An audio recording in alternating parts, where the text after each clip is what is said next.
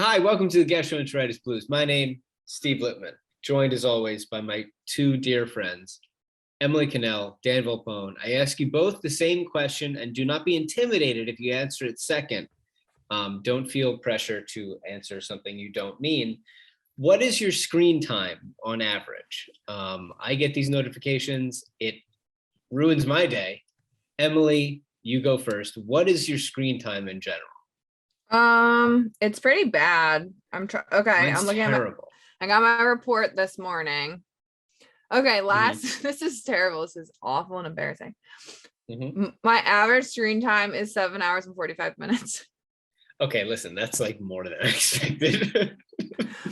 In my defense, I'm not shaming you, but that's more than I expected. In my mine defense, is higher I was than that. off work last week. Whoa! Higher? That's a full work day. No, How many hours are you awake? like 16. But like I've had like Zoom class. I had Zoom class all of last year, so that would have been pushing like I had fewer hours when I was off because I was like sitting around in class on my computer all day. So that was like that could have been up to like 9 hours a day. But the like more recently, I think this week I was lower. I was only like almost. I was a little under 7, but I'm usually around 8. Even Usually now. around 8. Even now. Okay. And my pickups are like 169 times a day. Oh, I didn't know you track that. Yeah, it's like how many times a day you pick your phone up. And then it tells you like what is the first app you use when you pick your phone up. So it's like normally my text messages, but sometimes it's Twitter. Sure. Mostly text messages. Do they tell you put downs and it's like 2? Like I just hold it in my hand at all times. I think you have to put it down to pick it up, Steve. Fair. It's true. It's a double-edged sword. It's like you ever talk to somebody and they're like, "Oh, sorry, I just saw my phone." It's like I never just see my phone. I always have my phone. Like it's never that I don't have my phone. It's just a lie that people tell you. It is a lie. Well, okay, we're screen time freaks, and we're happy to be here. The Sixers continue to play basketball, and they had a successful week. They did not play the Rockets, contrary to popular belief. They didn't play the Rockets this week even once. They beat the Pelicans. They beat the Lakers without LeBron, who was scratched before the game that Emily, I believe you went to, correct? Did you go to the Lakers game or you were going to? You did. I did. That's Emily went to the Lakers game. Got to go to the whatever main level Cadillac club. Emily went to the Eyes Wide Shut party downstairs at the Lakers game, and we have to really hear about that. And then Dan went to the Kings game and the Pelicans game. Oh, and Dan went to the. I'm going to the Grizzlies game too. I just go all the time. Unbelievable. I'm going to that one. I'll be at the Grizzlies game. I'll see you there. I hate this. I'm at none of these games. We need to get Drew to a game. I need to move back to Philly. So I don't know how much there is. Dan, you probably remember better than either of us. Was there much to discuss about the Pelicans game? Something that we can discuss about the Pelicans game is that Joel and Alvarado, the Sixers or the Phillies reliever, who's also the name of a 10-day contract guy or G League call-up on the he's Pelicans. A 2-way now. He was 10-day. Right. He's a 2-way now. He had a great clip at MSG talking about how excited he was that he had a good game and was doing a post-game interview. Very likable guy. He and this Alvarado guy got in a back and forth, and they both got teed up. And then subsequently, when you get teed up, they fine you like $2,500 or something. And Joel paid this guy's fine after the game because Joel had initiated the shit talking and Joel picked up his tab. Dan, was there more from that Pelicans game that you remember to discuss here? The Sixers won. I'm sure Joel played great. Was there anything else? I mean, that was kind of the start of like I feel like that's like the talking point of the week is like, oh, Joel's been saving himself, which started in that game. The first half he was coasting, right? I mean, Hernan Gomez was doing whatever he wanted. Joel wasn't really providing much defensive resistance in that first half, but finished the game with like 4 blocks. He had 42 points and just really took over in the second half. The Sixers were down 10 and then I think won by 10. So and then he did it in that the Lakers game they kind of controlled throughout, but the Kings game they were down 17 and went up by I think 10, and that got cut down to 2 on some crazy Haliburton shots and a kind of iffy 5-second call at the end, but kind of the same thing where it's like Joel had 1 field goal in the first half and finished the game with 36 points. Yeah. So do you guys have a problem at all with Joel doing some in-game coasting? I don't. I think part of like playing so many games, which he really has, he's played so many games, except for missing time with COVID earlier in the year. Part of that, especially if you're his size and the workload and responsibility load that he carries on this team right now, is learning how you can do that and be fresh at the end of games, and especially deliver himself fresh at the end of the season. The only thing about this is that it's hard to build a big lead where he only has to play 25 minutes in a game. It's nearly impossible for them to do that because the rest of the team isn't really talented enough to separate enough where he just doesn't come back into the game.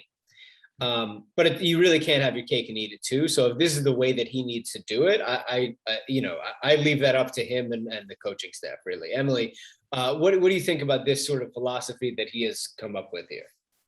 Yeah, it's fine with me. It's not like he isn't doing what he needs to do in the second half. And if you see his final stat line, not that that's the end all be all, but you would never realize that he would have slow first halves. You'd be like, this man has to be playing like balls to the walls the entire time, but he's that good that he can kind of pick and choose his moments. And then he really has it for when, the team needs his energy. So I think that that's kind of important, that it's not expended at times when they maybe don't need it. They played the Lakers. LeBron was scratched from this game, which is a bummer. I want to play them, with all the guys, with all the juice, but Emily, you can speak to this. It seemed like the arena was really into it, a little too into it. We can talk about that. There's a fan who was ejected from the game who got into it with Melo. We've talked about shit like this before. We would talk about it if a Sixers fan or if a Sixer got into it with another team's fans in this way. And Chris Haynes reported that they were ejected for taunting Melo and kept calling him boy and yelling, "Get in the corner, boy," and "Keep shooting, boy."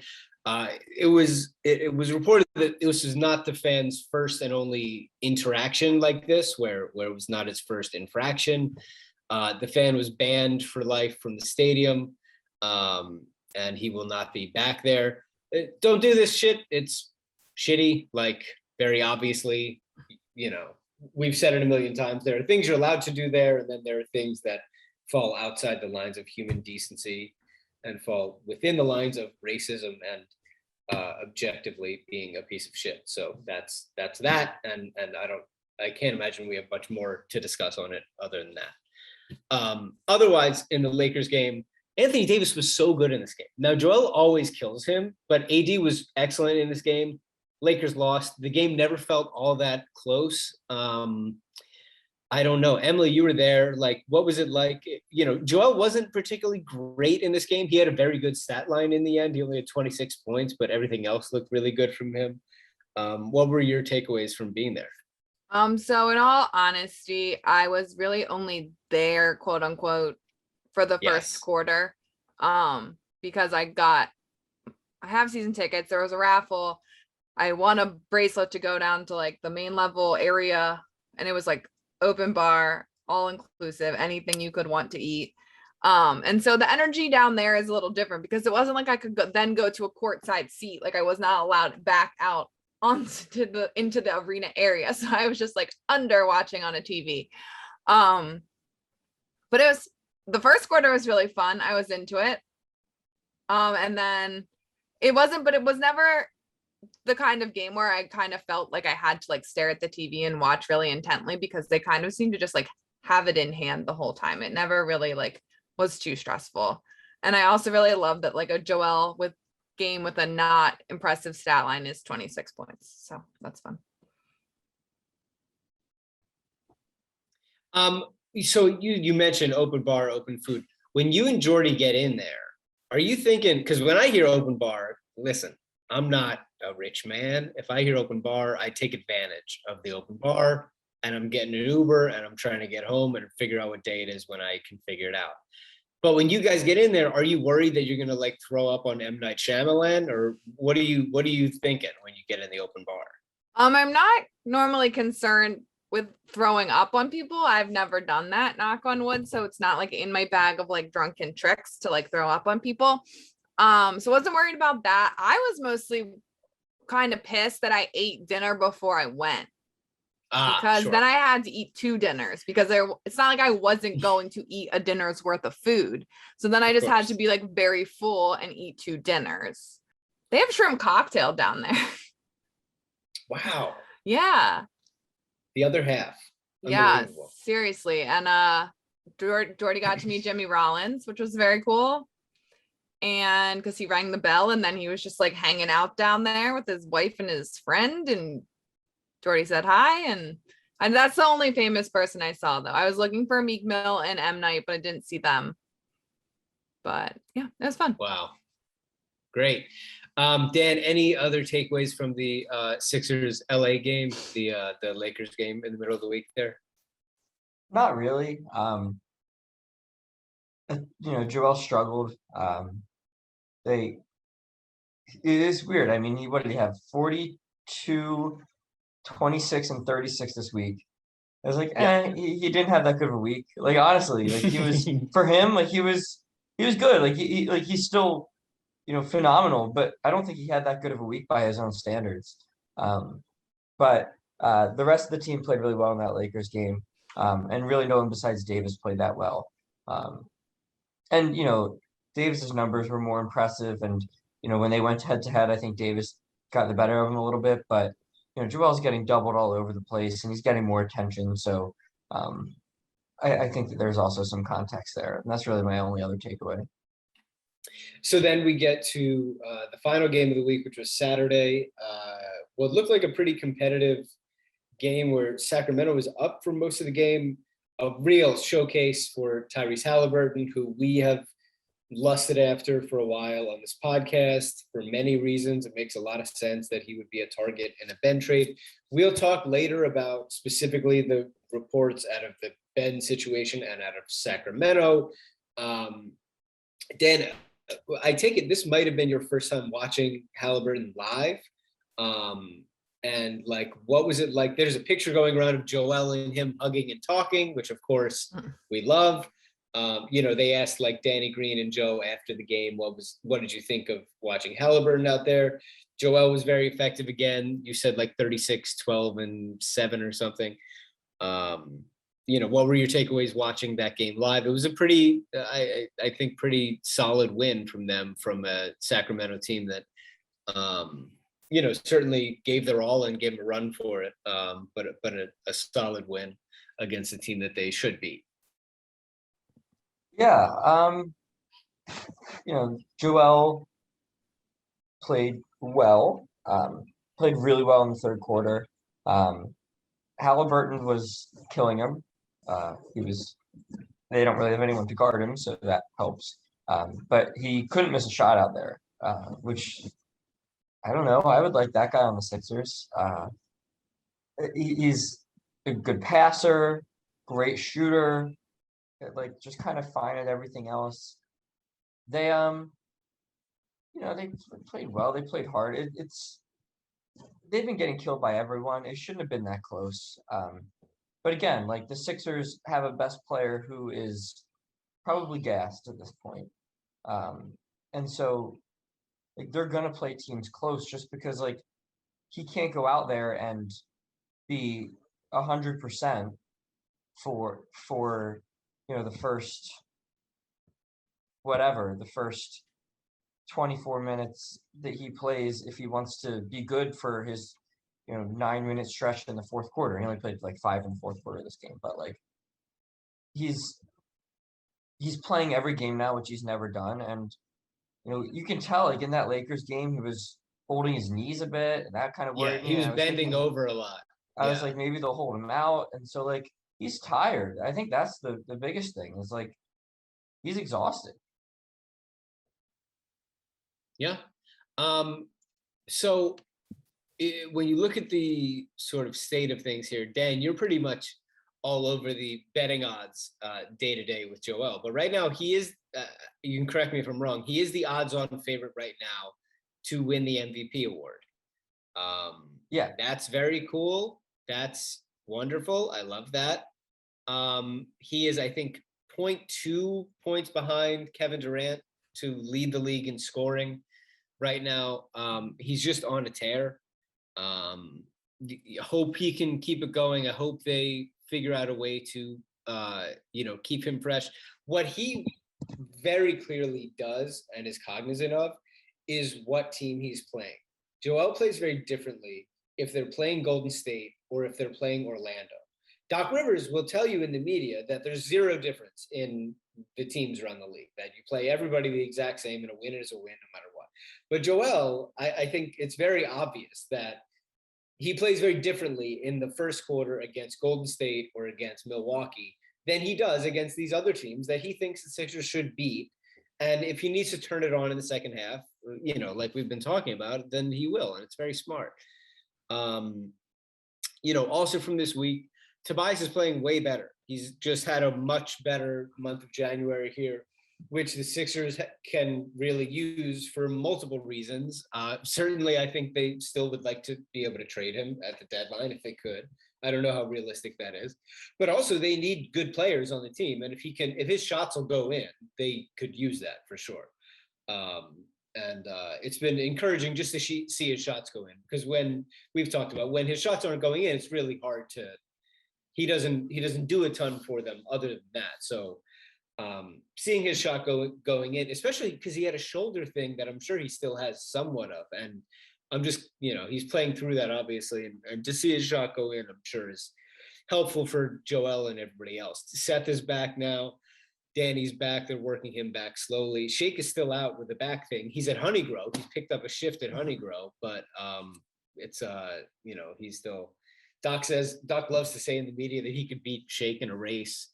But I think Drummond has been really good. I've been shocked and delighted at the Andre Drummond experience. Emily, anything else on the guys from around the team this week? And they won all 3 games this week. The schedule gets a little bit more difficult after this week, but anything else on the rest of the team from this week before we move on? Not too much. The Tobias stuff is promising. I was really, really happy to have Seth back. I think they missed him a lot those games. They still won, but I just think he's just like a solid, dependable shooter, and I think they missed that. And speaking of Tobias, I got those cookies that he oh, you did? shills on Instagram. Yeah. He shills them hard. He does. He's like their brand ambassador or something. They're real good. They're really good. What are they like? Is there shit in the middle? So they are like, they have a different menu every week. So you can only get like 4 or 5 different types of cookies. So it's kind of like you have to keep going back to get all like the flavors. But they're just like huge. And they have like, I had one that was like oatmeal with Rolos baked into it, and it was served warm. Whoa. And it had like caramel all over the top. And it was like big. It was delicious. We had, where is this? Because it says Main Line, which is where it's in like Wynwood. It's by the Whole Foods. Oh, this is where my parents live. Yeah, it's right across the street from the Whole Foods, next to like the Indian place, and like near Anthony's Coal Fire Pizza. There's one of those back there. It's right there. Yeah. Awesome. Well, that's good. And I recommend them. They're delicious. Tobias, best thing about these cookies is that they're real, and they're in real life. You can pick them up and hold them. So let's get into these. You can do anything with them. They're real. And Dan, anything else from the rest of the squad other than Joel throughout this week? I agree with you, by the way. Seth coming back, I'm sure, is excellent for Joel. Joel just has great synergy with Seth. There was a cool article on The Ringer, by the way, about Seth. Yeah. About how superstars love to play with Seth. Dan, anything else? No, I agree. Tobias was better. You're not getting off him, right? Like, we're kind of at that. You don't think so? No. Everybody's denying it. It seemed like for a minute there they were. You just have to hope, like, he can be closer to what he was last year. Not just with making shots, but just like playing faster, not being a ball stopper, and like just just do your job, which is to make life easier for Joel. Your job is not to be, a great scorer for this team. We need you to not make things harder on Joel, and it'd be great if you could knock down some shots. And he did that this week. This is his best week in a long time. Just like I think this is the first time where we can say he had 3 good games in a week all year, which is a really low bar for a guy making $35 million this year. But really most NBA players, by their own standards, from what you come to expect from them, maybe in the year before, should be able to do that once in a while. But I'll take it. I hope that he's feeling better from COVID or from some kind of injury or some kind of confidence issue or whatever was holding him back. I hope that he's through it, and I hope that he can carry this play the rest of the season. So we'll see. His month of January overall, his percentages are on the uptick. So I would hope that, he's probably not a 41% 3-point shooter, but I would hope that he's closer to 38, than he has been in the 20s this year. The other thing, All-Star voting for the starters happened. Joel, another All-Star game starting, his 5th in a row on the All-Star team, which was just completely assumed. Andrew Wiggins starting the All-Star game for the West. Unbelievable, wild. Get vaccinated, start the All-Star game. Look at that. That's what happens when you get vaccinated. He also should not be an All-Star at all. Should be an All-Star at all. And yet but did you see it's a K-pop thing? I don't know exactly what happened, but apparently the K-pop kids got in there and got Wiggins' spot. I don't really understand. I do enjoy it as a sort of effort to shit on Rudy Gobert, who I think deserved a starting spot, but that's about as far as I can go with it. I certainly don't think he deserved to be an All-Star whatsoever, but good for him. And I think Joel likes him from their time at Kansas. Other than that, anyway.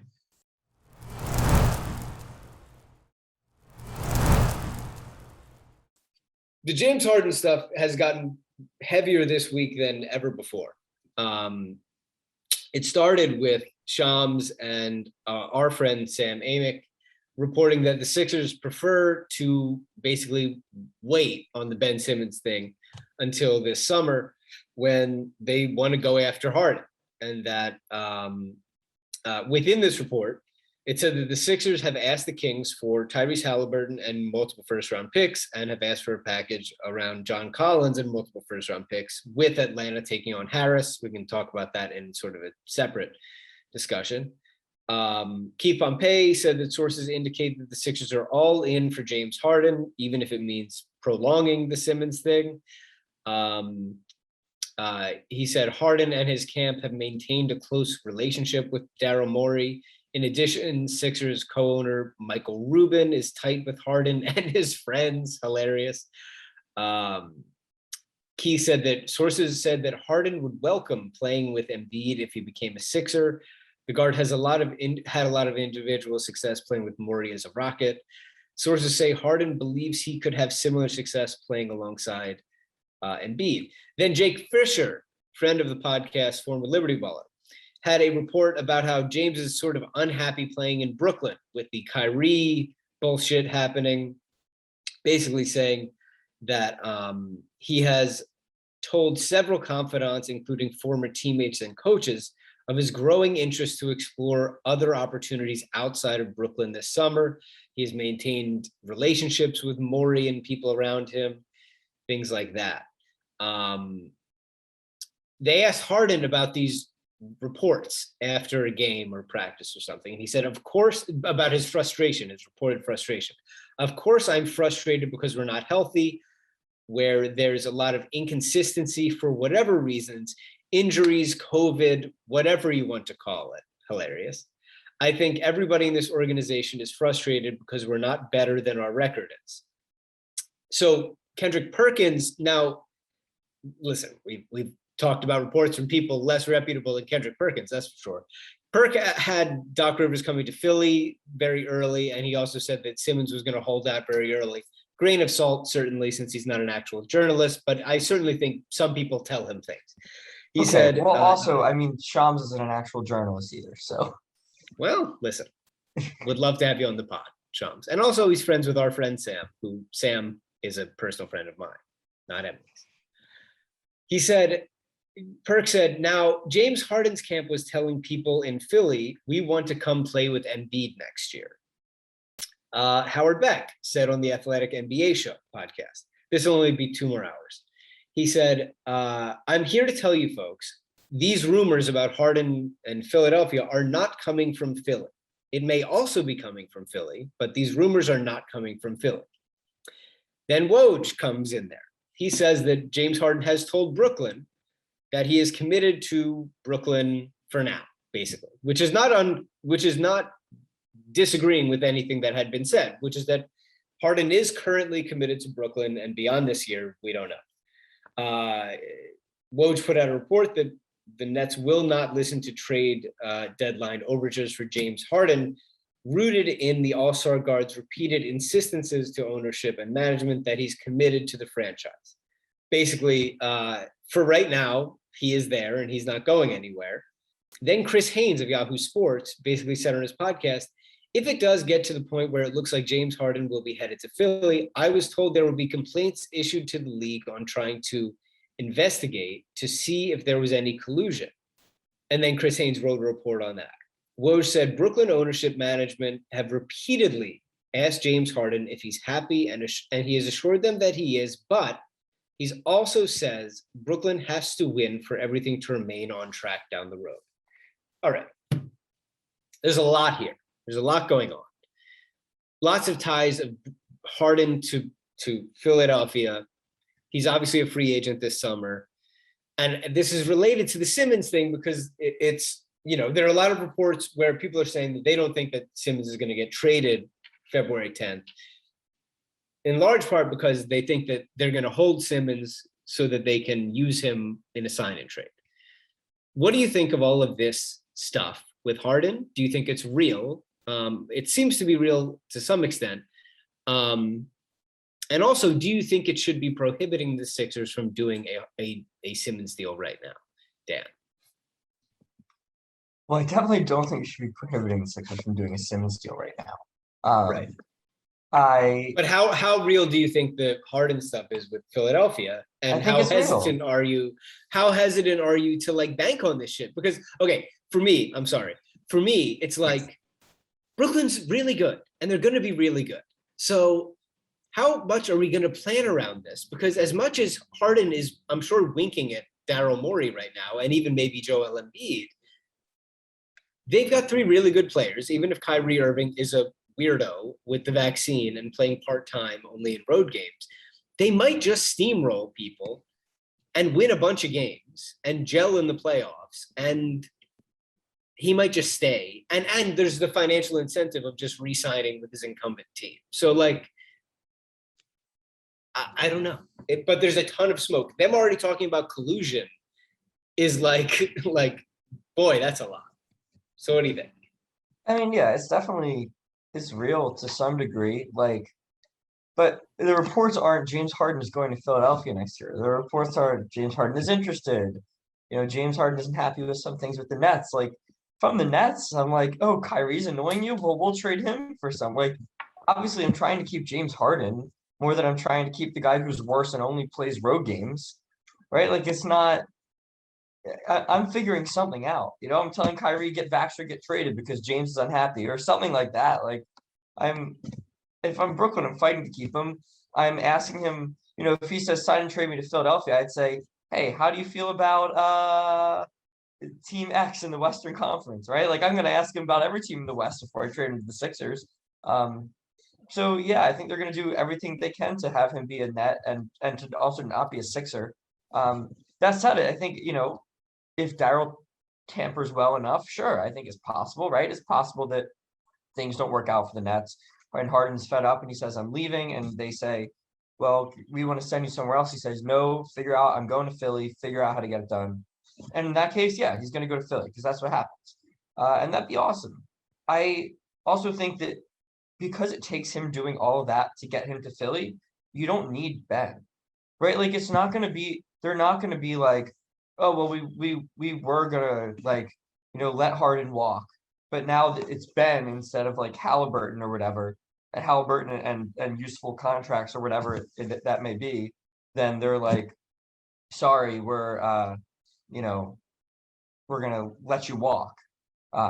That's not gonna happen, right? So it's like those are good enough players they're gonna take. It also wouldn't be. It's just not gonna be like the only way Harden is coming to Philly is specifically if he says, I want to only go to Philly, and I want you to make that happen. That's the only way it happens. And so the Sixers, in a signing trade. Right. And he'll make more money in a opt-in extension trade as opposed to becoming a free agent. So he'll want to do that. But in that case, the Nets don't really have the leverage to turn down. Now, obviously, they're not going to take Tobias back. Like, they don't have to do it. But they're not going to turn down, like, really useful players. Like, Haliburton, first of all, probably has more value than Ben right now, right? Like, besides the fact he's playing, like, the Kings are, from what it seems, out on trading for Ben if it has to do with Haliburton. And like I get it. He scored 38 points on the Sixers.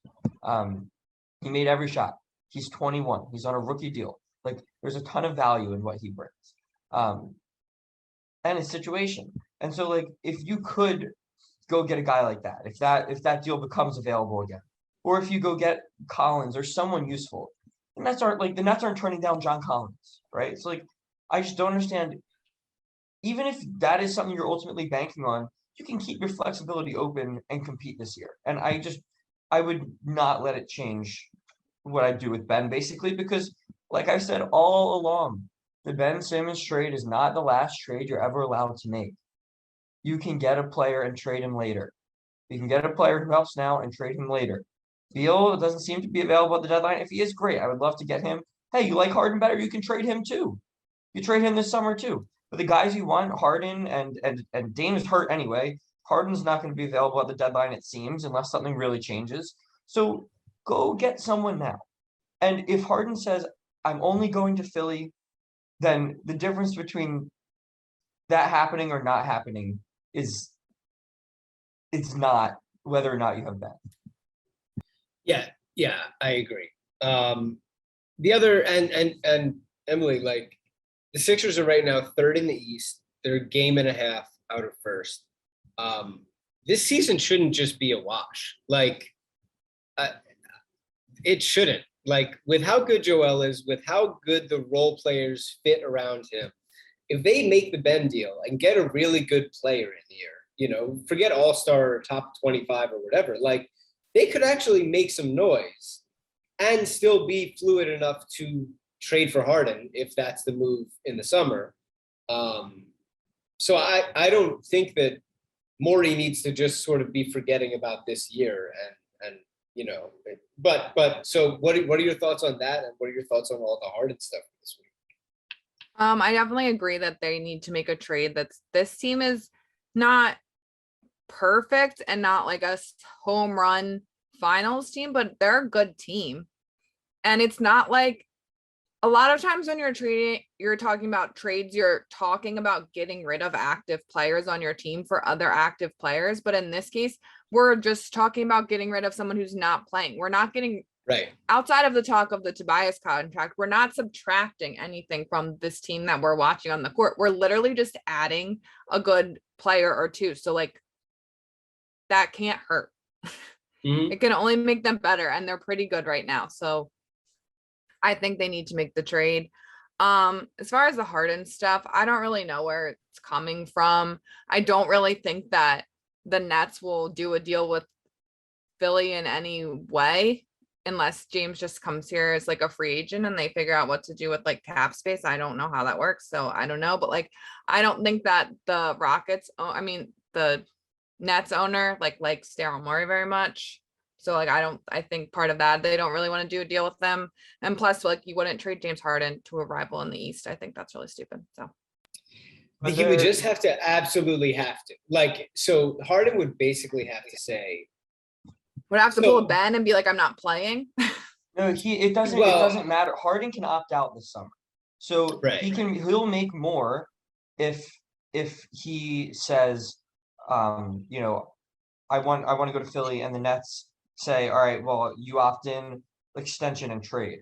But if the Nets say they don't want to do that and we're not trading to Philly, but Harden says, no, I want to go to Philly and I'm willing to sacrifice some money, or at least threaten to sacrifice some money to go to Philly and opt out and go there as a free agent, then the Sixers will do whatever it takes. They'll trade Ben, they'll trade Tobias, they'll trade picks, and they'll get off of enough salary to sign Harden, which they will do because they'll do whatever it takes to get him. And someone will take all of that on to get Ben and picks. They'll take Tobias and whatever the $80 million they make between the two of them. And that threat of being able to do that and just opt out and go there is why the Nets do it and get something back. But that only happens if Harden says, I'm willing to threaten to take less and I'm only going to Philly. Right. I don't really see that happening. James Harden really likes money. I don't necessarily either, but I know that's the risk. The risk is that Harden goes, I'll go to Philly, or I'll go to Miami, or I'll go to, you know, Los Angeles. So that's why I would be worried. And that's why I would not bank on it so heavily. So the other thing that happened this week is that Woj reported that Sacramento is out of the Ben Simmons sweepstake. It is the supermarket sweep of Ben Simmons.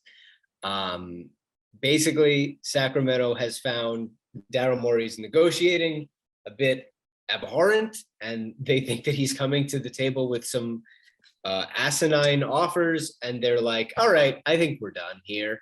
And now, listen, they did this basically like 2 weeks before the deadline, and that's a little strange timing. Like usually this happens on deadline day where teams go, we're done with this, we're moving on to this, because it's deadline day.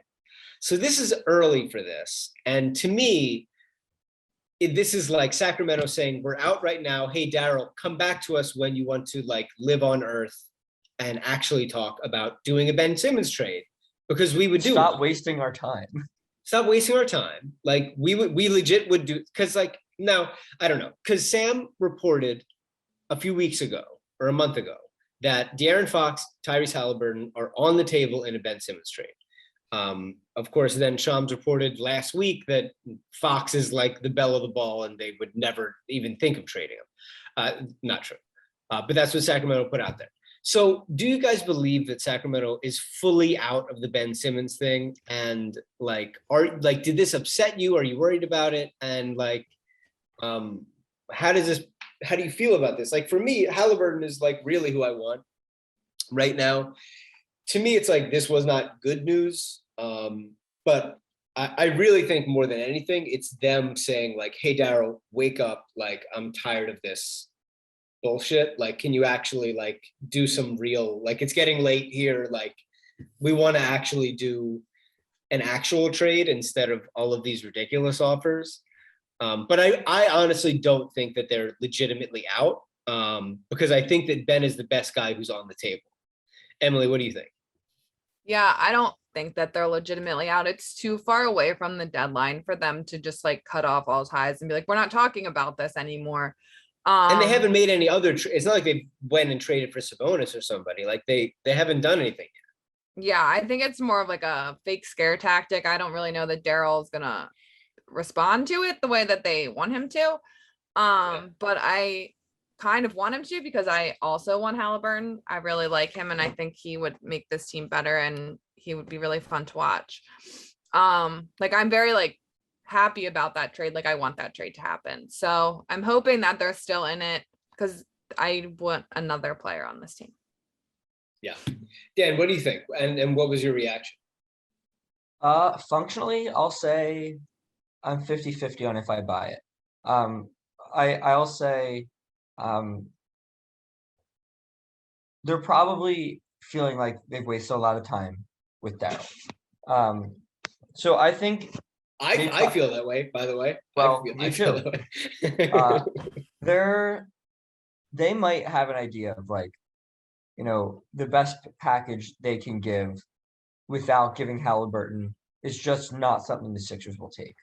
And I do believe, to some degree, that's where my 50-50 comes in, that Haliburton is now off the table. That they're just saying we would rather have him than Ben right now. We're not going to give him. I do believe that is possible.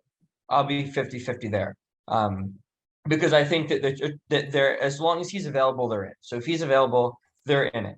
If he's not available, I don't think they have a package to do it. I don't think they're going to take the time, after all the time they've wasted, to offer a package that they're just know is not going to do it, because they know the minimum the Sixers are going to take, or at least have some idea of the minimum the Sixers are going to take around the deadline for Ben. And so if they really come to the conclusion that they're not giving Haliburton, which I think is definitely possible, then yeah, I buy it. I buy that they're out. I don't think that they're going to waste all their time and all their energy just hoping that Daryl does something that he hasn't shown himself to do so far, or that, I don't think that they're, under the illusion that Ben Simmons is saving that franchise either.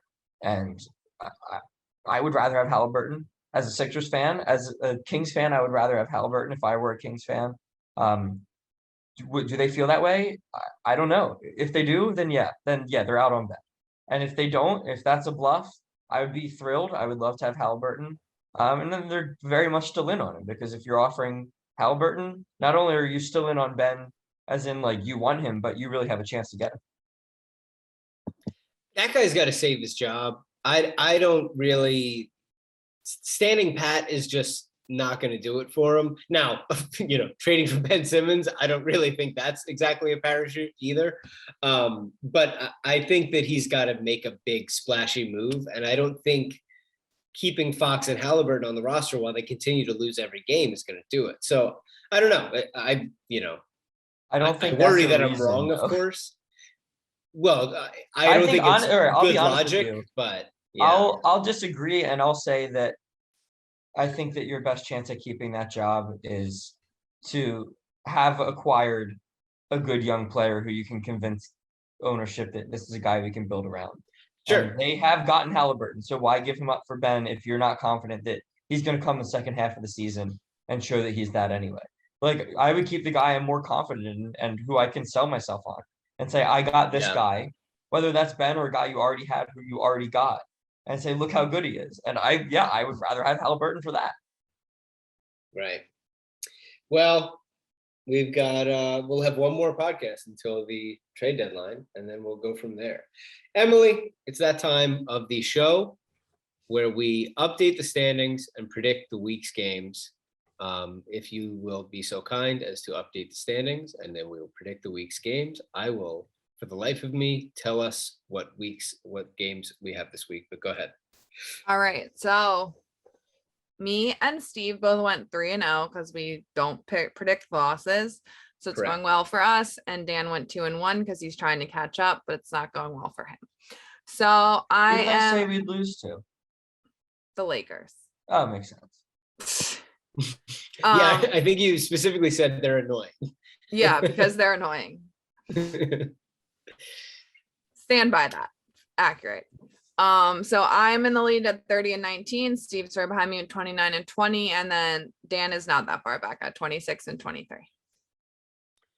All right, here we go. This week's games, I swear to God, are they play home against Memphis, home against Washington. They play at Dallas and home against Chicago.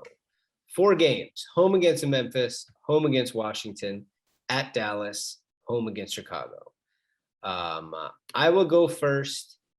I think not an easy slate of games here. Not an easy one. All right. I think they're going to lose. Chicago. Emily, are you trying to embarrass me? No, I'm just saying I think they're at Chicago. Are they at Chicago? Per the Sixers website, they're at Chicago. 3:30 on Sunday. 3:30 on Sunday. Mm-hmm. Is that, and that's not the Super Bowl, that's Pro Bowl, right? Yeah. And they like Chicago. And they like flex that Friday night game to ESPN, and now it's on at 10 Eastern. It's rough. 10 Eastern. You guys are going to have to figure out that game for yourself, listeners. All right. So they're at Chicago. So, all right. Here's the deal. home against Memphis, home against Washington, at Dallas, at Chicago. We've got it all figured out. They're going to lose to Memphis. They're good, and they're a pain in the ass. They're going to beat Washington, revenge for that afternoon game that may or may not have happened. They're going to beat Dallas. I think Matisse is going to take care of Luka. And we usually beat Dallas. And they've already beat Chicago twice. Will they beat Chicago again? Chicago's got guys out. They're going to beat Chicago. So I've got a 3-1 week. They lose early in the week to Memphis and then take care of business. Emily. So I think they're going to beat Memphis. I just think they get up for home games a little bit. Memphis is really good. I just think it'll be like a good game, like a last possession kind of game. Also, they played such good defense on that last possession of the Sacramento game. That was last 11 seconds. I'm picturing something like that. So we're going to beat Memphis. They're going to beat Washington. They're going to beat Dallas. And I think they're going to lose to Chicago. I think it's 3:30. It's like weird to play in the afternoon. That's when they nap. It's just not a great time. I think they're going to lose to Chicago. Dan. I got to make a comeback here. So. Oh my God. He's going 4 losses. 4-0. 4-0. Oh, 4 this losses. is where he's making it back. 4 losses. Come on. I'm going to the Memphis game. This is the game I would pick to lose. I'm going. I can't pick them to lose. And they're not losing the rest of these games. They're going to beat the other 3 teams. Wow. So that would be a 7-game winning streak. And we would have to be very close to first place in this. Wow. Boy, imagine they're winning that many games and Daryl doesn't make a trade. That would be some. I love that. Like, we're so beyond the point of like what sports are about here for and people who are like rooting against him to make a trade to like prove some kind of point or like go get. It's like you could be first in the East by the end of the week, and if everything goes right, and like you have the MVP of the league, and you're just not interested in winning this year, and it's so ridiculous. I'm gonna go on a little mini rant here. I can't stand it, and it's like, how are you willing? Here's a clip on this. Here's a clip. It's just this is not what being a fan of a sports team is about. This is not what sports are about. If your team has the best player in the league and has the best record in their conference, and I'm not saying they have the best team, but they're certainly setting themselves up. They are in a position where if they get help before the deadline, it's very reasonable to think they could have the best record going into the playoffs in the East if they could go pick up another player. And they're just good. Like, they have a lot of good players. They're not good enough to win right now, but they're not far from being good enough to win. It's just like they don't have the pieces, but they have the one piece that matters most. They're hanging around. They're playing hard. But how are you willing to just shrug at this for like what? Like a 5% chance at James Harden? That's so ridiculous. That you don't think is compromised by making a trade.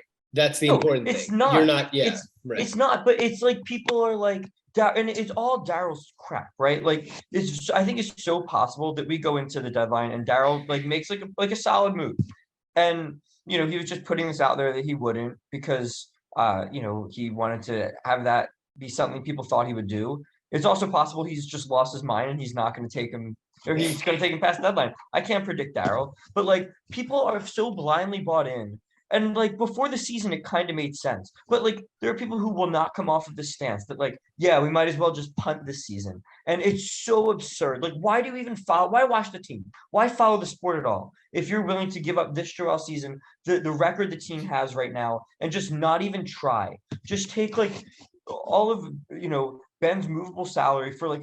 Fringe all-stars that are currently available, which Ben is, by the way. Ben is like fringe on the inside all-star. You could easily get a fringe on the outside all-star that's available, who hasn't had a long history of killing his team in the playoffs. But like, or like, what are we doing? What are we talking about? How do you even care? Like, do you even like the team? Like, what is the point of you caring about this team if you don't care about winning now? It doesn't make any sense. Now is your chance. It's like that tweet from last deadline about Masai when Toronto didn't trade Lowry. And he went, Masai just sent a message to the league. Don't try to lowball me. Don't even try it. And it's like, listen, if you want to be a Daryl Morey fan, get yourself a Morey jersey and go to the Sloan conference every year and get him to sign your fucking protractor, bro. I don't know what to tell you. Leave me out of it. Don't go to the games. And like, we're not, my rooting interest is not in whatever like negotiation leverage that Daryl will have 10 years from now. I don't care. I want Joel Embiid to win a championship. He has a great shot this year. And like, it's not worth risking like anything that can happen in the future to say we didn't give it our all in his MVP year. It's so ridiculous. It's not in the spirit of fandom or sport at all. And even if you think that even if they get a guy, they don't have a chance this year, which I don't. But again, if you think that with them being a game and a half out of the East and having the MVP, then again, why are you watching? But even if you really believe that, like, there are ways to get a player who clearly ups their odds. Like, if you think of it as, it's not like a binary thing, like they can win, they can't win, right? So like if they're at 5%, just the nature of how the team's built with having so much dead salary right now, they could go get a guy who gets them to 8-9%, who's usually not like a 4% kind of player. Just how the team is, if that guy fits with Joel.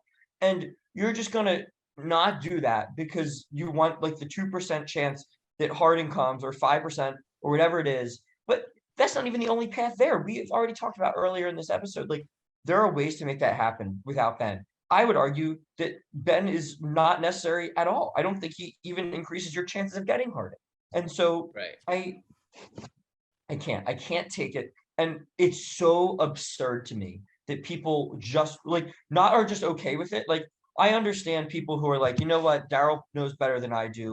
Like, whatever. If you are going to take that, like, that's fine. If you're rooting for the Sixers to just not try this year, not the players, but management, when the guy who this is all about, besides like just being Sixers fans, like I'm not a Daryl guy. I'm a Joel guy.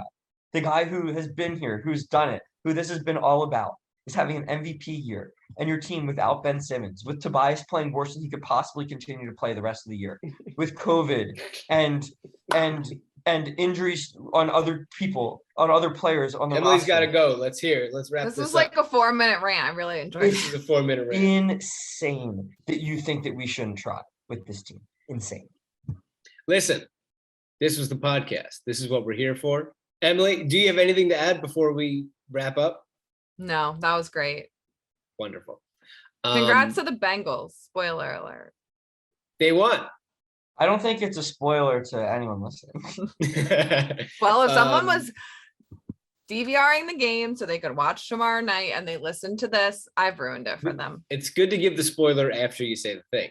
I think that's how you do it. Listen, thank you for listening to the podcast. It's available everywhere you're listening to it right now. Go watch it on YouTube. Gastroenteritis Blues. Thank you as always to Drew, with whom all things are possible. We love you. And Emily, go knock them dead. Emily, do you ever talk a little shit when you're bowling? No, I'm not good enough to talk shit. But that's all that's way better. Unsubstantiated confidence. No, I'm just trying to be a good bowler. Well, you're going to do great. Thanks. Go Sixers. Have a great week, everybody. We'll talk to you next week. And that's it. We love you. Gastro Blues Pod, Third and Girl, DA Peltz 13, Steve J. Lippman. Go out there and be the best you can. And rate our podcast. Be great. Rate our podcast. Hey, we got such a nice, we don't have time to read it, but we got such a nice rating on whatever that was, Apple or Spotify. We tweeted it out. It was very funny and very nice. And we'd like more of those, and we'll read them on the podcast. We'll read that one next time. We love you. Goodbye. Bye.